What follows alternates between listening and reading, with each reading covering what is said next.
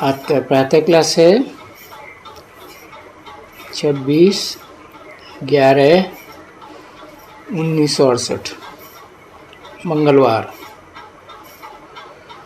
ओम शांति।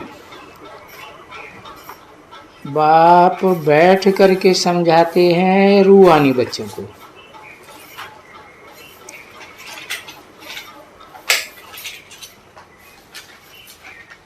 रूहानी बच्चे भी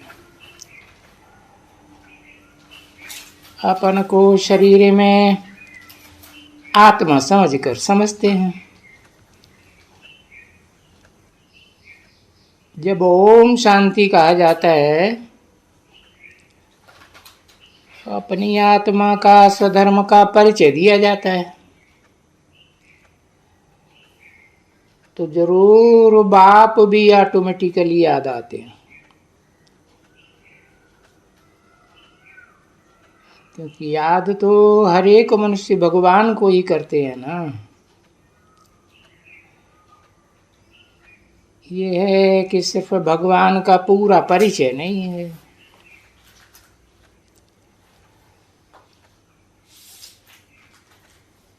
वैसे ही पूरा आत्मा का भी परिचय नहीं है।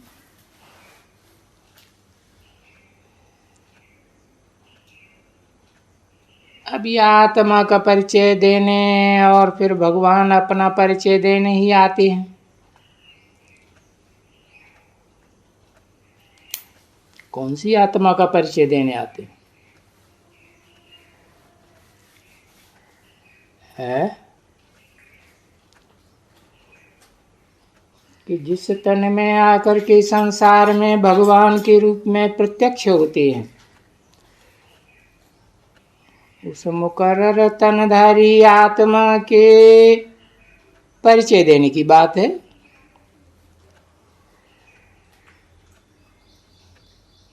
क्योंकि पतित पावन कहा ही जाता है भगवान को।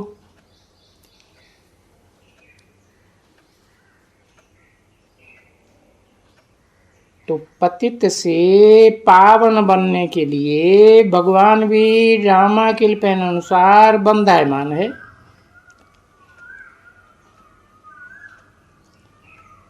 कि आ कर करके पतित को पावन बनावे,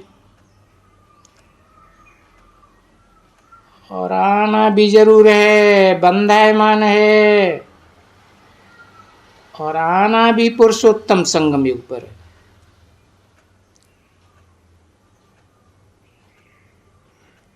तो बच्चों को भी आ करके समझाते हैं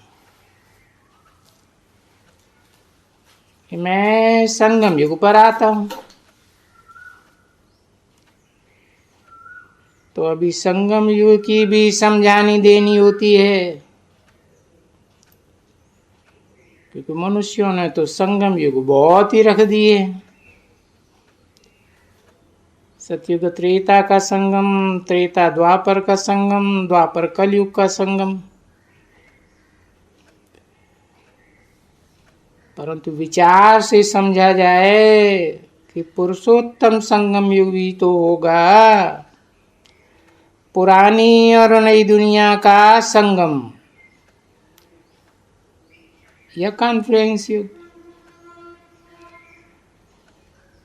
तो ये भी तो बच्चों की बुद्धि में आना है ना, कि बाप आते ही हैं पुरानी दुनिया और नई दुनिया के बीच में।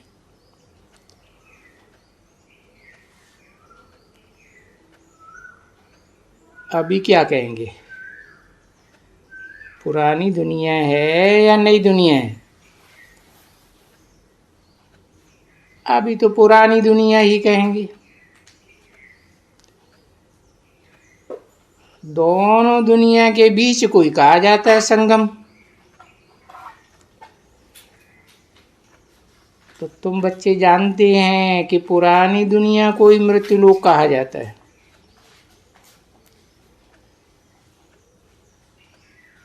जहां जन्म और मृत्यु चलता ही रहता है। नई दुनिया को तो अमर लोक कहा जाता है, अमर देवताओं को कहा जाता है। या कलयुग और सतयुग कहा जाता है।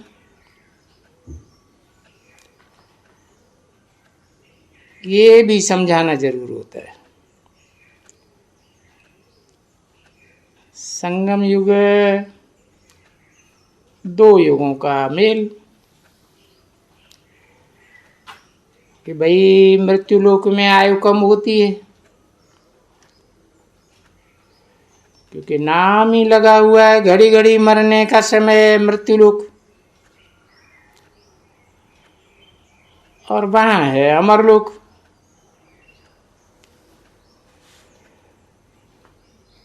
घड़ी घड़ी न मरने का लोक।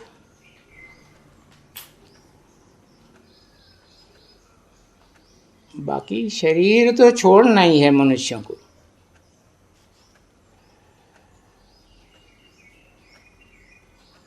जैसे सहज सहज कपड़ा उतारते हैं, परंतु वो अमरलोक बनते ही तब हैं जबकि बच्चे पवित्र बनते हैं।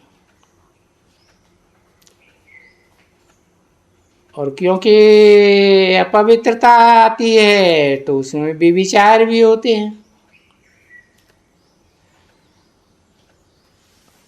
और फिर आयु कम होती है। अपवित्रता से बल भी कम हो जाता है।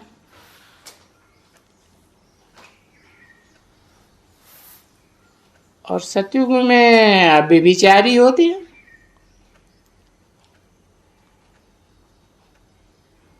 और बल भी जास्ती रहता है,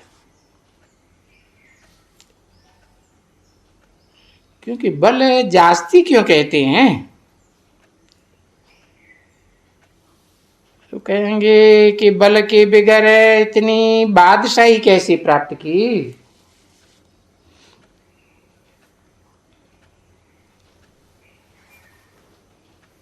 भले बादशाही प्राप्त करने में नंबरवार है, कोई आगे कोई पीछे,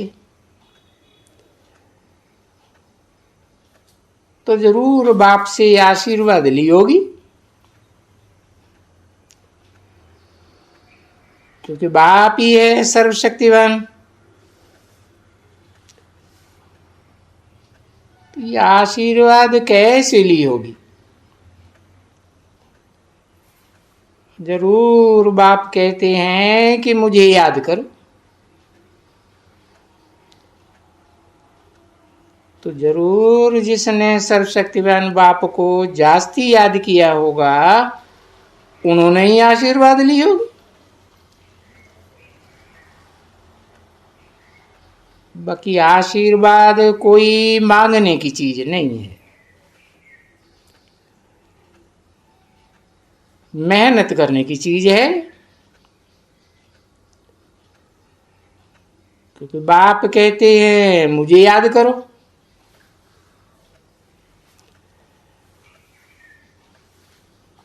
अभी पुरुषोत्तम संगम युग में याद करेंगे तो आशीर्वाद मिलेगी, यानी ऊंच पद मिलेगा। और नहीं याद करेंगे तो पद नहीं मिलेगा। तो याद करने की ये बात ठहरती है। जिसे याद कोई बाप कहते हैं कि मुझे याद करो,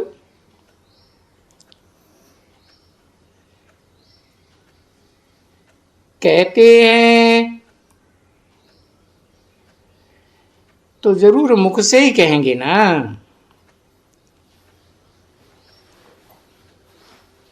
नहीं तो बच्चे कभी बाप को नहीं कहते हैं कि मुझे याद करो। बाप बच्चों को नहीं कहते हैं मुझे याद करो। लौकिक दुनिया के बाप कहते हैं क्या? नहीं। ये जानते हो कि बच्चे जब छोटेपन से वो आपे ही मम्मा बाबा कहते रहते हैं। वो तो हुआ छोटेपन की बात, जबकि आर्गन्स बहुत छोटी है। बाकी बड़े बच्चे कभी बाप को बाबा बाबा नहीं कहते रहते, उनकी बुद्धि में रहता है कि बाबा हमारा है। जिस बाबा से, हद के बाबा से हमको हद का वर्षा मिलता है, तो उसमें कुछ कहने की दरकार ही नहीं रहती है। बाप को याद करने की दरकार रहती ही नहीं है। और यहां बाप कहते हैं कि मुझे याद करो,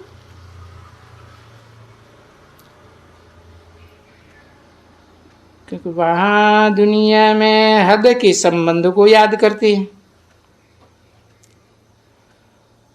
और अभी तो बेहद के संबंध को याद करना। क्योंकि बेहद के संबंध के लिए ही कहते हैं कि मुझे याद करो, फिर वर्षे को बेहद को याद करो। सिर्फ मुझे याद करो ये नहीं कहते, मुझे भी याद करो, वर्षे को भी याद करो, क्योंकि सभी मनुष्यों को सदगति और जीवन मुक्ति मिलनी है।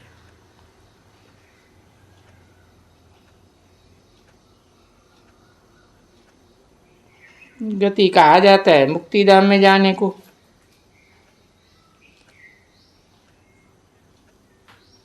गति कहो, मुक्ति कहो, इसको कहा ही जाता है जाने को।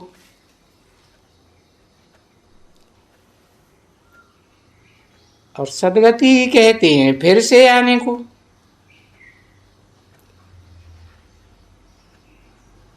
तो बच्चे जानते हैं कि बड़े से बड़ा इम्तिहान तो बहुत थोड़ा लेते है तो सभी मनुष्य शागिर्द, परंतु बड़ा इम्तिहान तो बहुत कोई मुश्किल पढ़ते हैं। यानी क्यों मुश्किल पढ़ते हैं? क्योंकि ये ड्रामा की बात है। क्योंकि ड्रामा में ही देखा जाए कि बहुत बड़ा इम्तिहान बहुत थोड़े स्टूडेंट्स लेते हैं,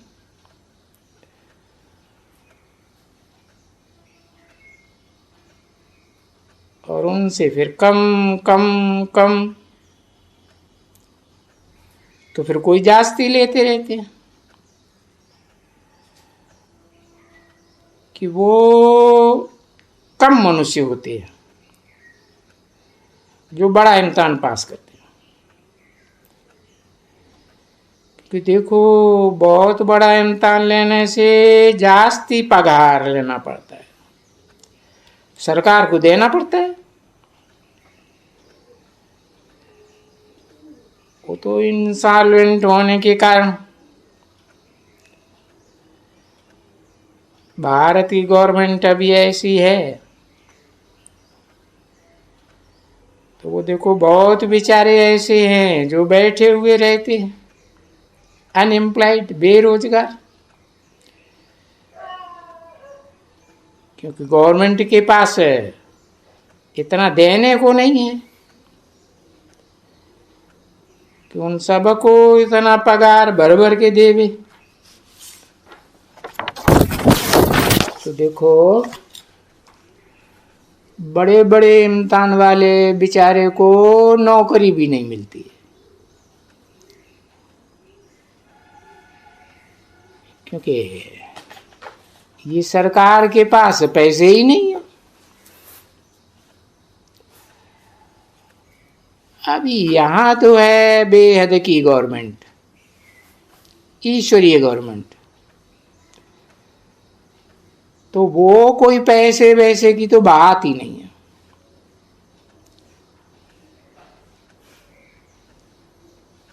छब्बीस 11/1968 की प्रातः क्लास का दूसरा पेज। यहाँ तो बाप कहते हैं जितना भी ऊंच पढ़ेंगे इतना ऊंचा पद मिलेगा। क्योंकि ये ड्रामा के प्लान अनुसार ऐसे भी नहीं हो सकते हैं कि सभी राजाएं बन जाएं।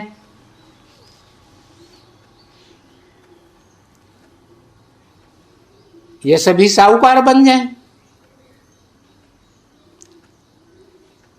तो है सब मदार पढ़ाई के ऊपर। साहूकार बनने का, राजाएं बनने का या न बनने का, तो हर एक की पढ़ाई। बाकी भक्ति को पढ़ाई नहीं कहा जाता। और ज्ञान को, जो ज्ञान एक से आता है, उस पढ़ाई की बात है। और फिर वो है रूहानी ज्ञान। वो तो रूहानी बाप ही पढ़ाते हैं। और वो दुनिया में तो जिस्मानी बाप, जिस्मानी टीचर, जो टीचर बनाते हैं, तो वो तो बहुत बड़ा बनाते हैं, बड़ा पढ़ाते हैं।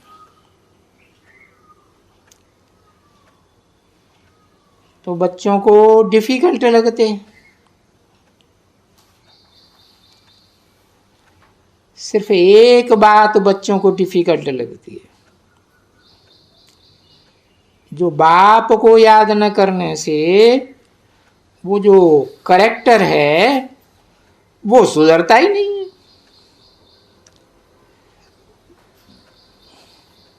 क्योंकि है ही बाप को याद करने के लिए करेक्टर सुधारने की बात। तो कोई तो अच्छा याद करते हैं, और अच्छा याद करते हैं तो करेक्टर अच्छा हो जाता है, बहुत मीठे बन जाते हैं और सर्विसेबल बन जाते हैं। अगर नहीं याद करते हैं तो करेक्टर नहीं सुधरता है। तो मूल बात ये करेक्टर सुधरने की रहती है। और जिनका करेक्टर नहीं सुधरता है वो फिर कोई को पसंद भी नहीं आते। क्योंकि ये तो समझते हो बरोबर है, जो अच्छे पढ़ते होंगे और जो फेल होते होंगे उनके करेक्टर में कुछ रोला देखते होंगे, जो नापास हो जाते हैं। तो यहां भी देखो करेक्टर में रोला कितना हो गया है।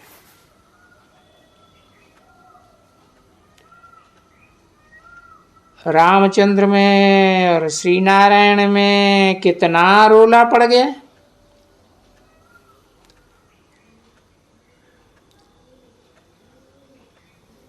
कितना उनका करेक्टर बहुत अच्छा हो गया है,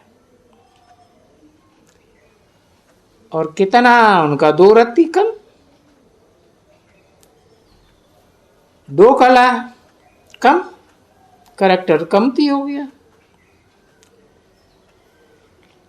इसलिए देखो उनको कहा ही जाता है ये करेक्टर सुधारने वाला।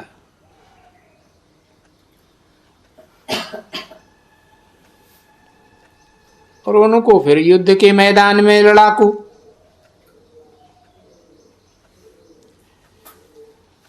तो तुम भी तो युद्ध के मैदान में लड़ाकू हो ना।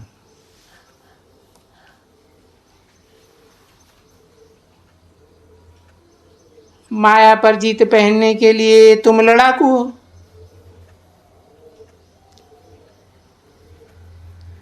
तो लड़ाकू की निशानी दे दिया है उनको।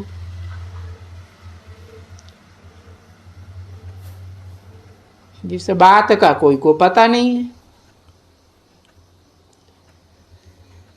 बाप आकर के बताते हैं कि ये है लड़ाकू की निशानी।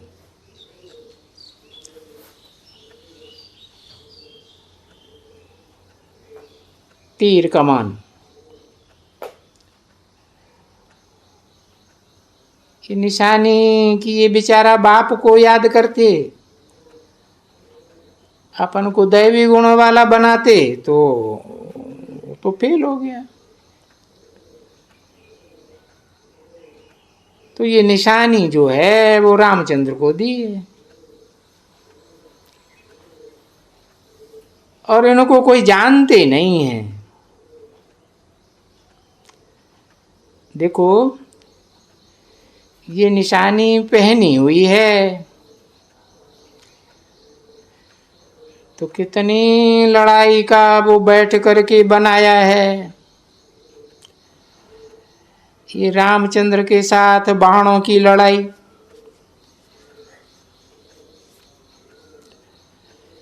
अगर राम और उसके साथ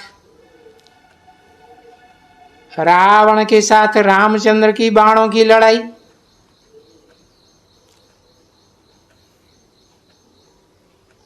अभी वो बाहुबली की लड़ाई तो नहीं है ना बच्चे। तो देखो भक्ति मार्ग में ऐसी ऐसी बातें हैं जिनसे गिरना ही पड़ता है, कि शास्त्रों की झूठी बातें बहुत सुननी पड़ती हैं।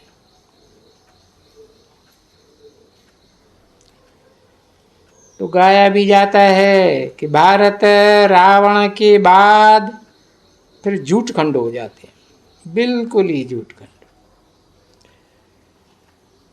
जब भी सच खंड है तो कोई झूठ हो ही नहीं सकता है।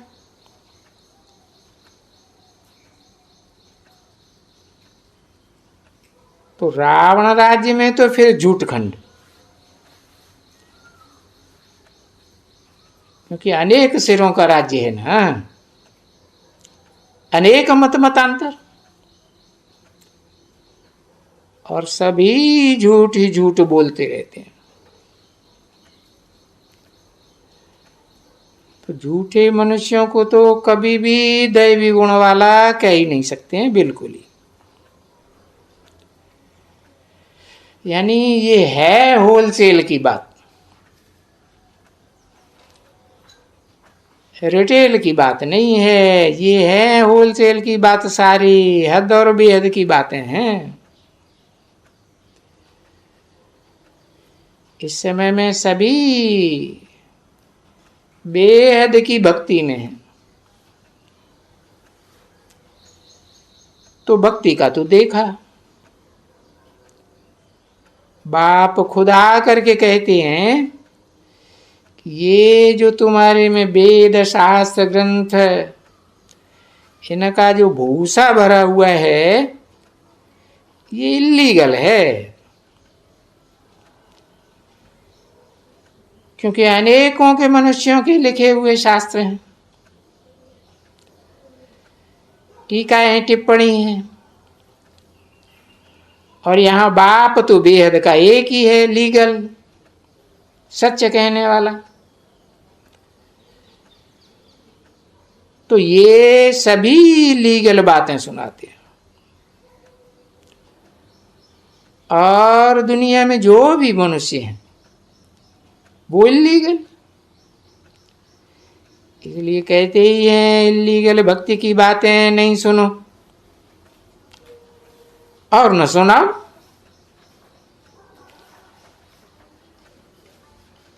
लीगल तो एक बाप है ना बच्ची। तो ईश्वरीय मत को लीगल कहेंगे, बाकी मनुष्यों की मत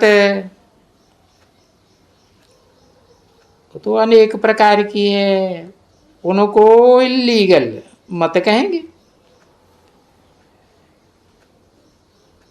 तो लीगल मत से तुम कितना ऊंच बनते हो,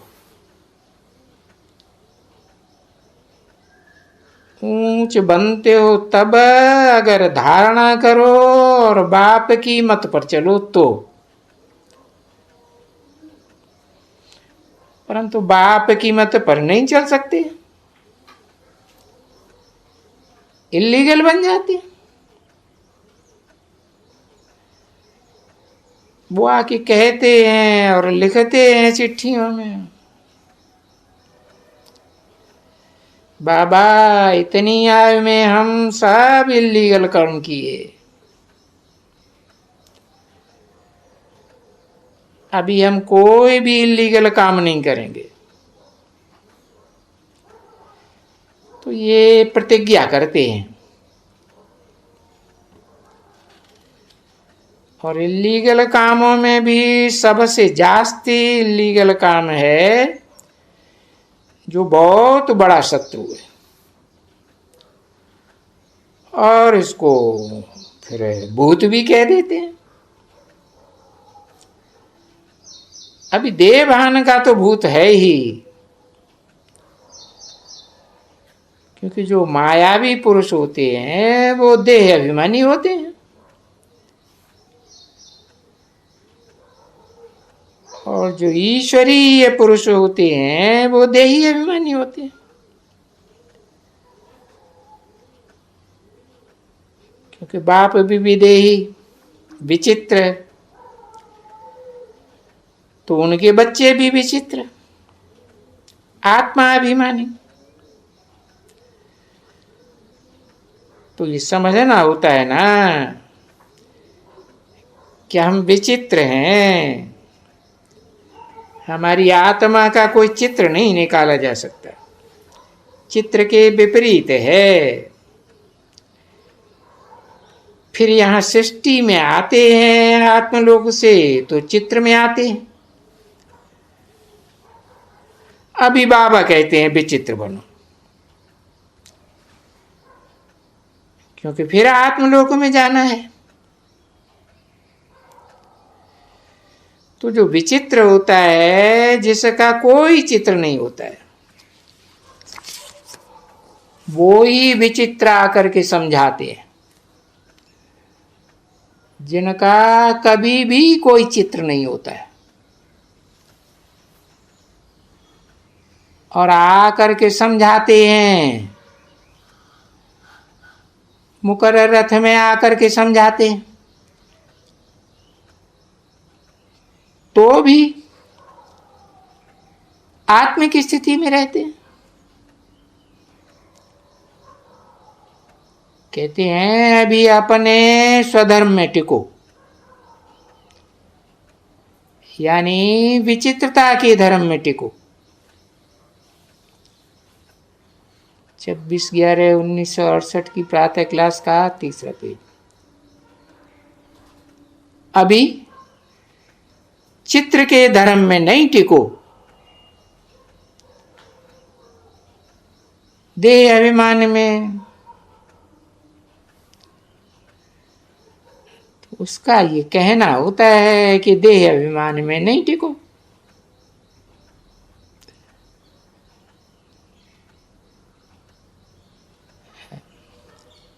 तो देखो बाप कितना समझाते हैं कि बच्चे, एक तो तुमको यहाँ याद करने की बहुत जरूरत है पावन बनने के लिए, और ये मुख्य बात है एकदम। जो बाप कहते हैं मुझे याद करो, तो सतो प्रधान बनेंगे।